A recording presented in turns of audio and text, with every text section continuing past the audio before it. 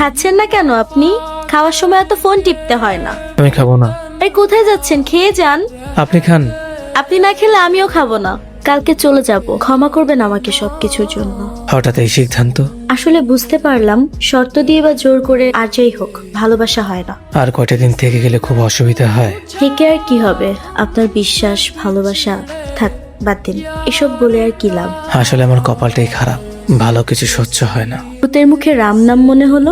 মনে তো কত কিছুই হয়, এটা ভেবে আর কি বা হবে। হাসুচোক নাকি নাসুচোক? একটা গল্প বলি, শুনবেন? হ্যাঁ অবশ্যই। আস্তে কথা বলো, পাশে একটা বাচ্চা আছে, ও শুনলে কি মনে করবে? প্রত্যেকদিন তুমি আমাকে সন্দেহ করো, আমি তো কৈফিয়ত দিয়ে তোমাকে চলতে পারবো না। দেখো, আমি তোমাকে সন্দেহ করি না। আমাদের বাচ্চাটা আজকে সারাদিন না খেয়েছিল। ও তো স্কুলে থাকে, স্কুল থেকে বাসায় আসে, মাকে তো পায় না। আমি সারাদিন অফিসে থাকি, ওর কি মাকে দরকার হয় না? বাচ্চাটা কি আমার একার? তোমার কোনো দায়িত্ব নাই? হ্যাঁ, আমারও দায়িত্ব আছে, কিন্তু তুমিও তো ওর মা, তাই না? আমার যখন 6 বছর তখন আমার মা আমাদের ছেড়ে চলে যায়।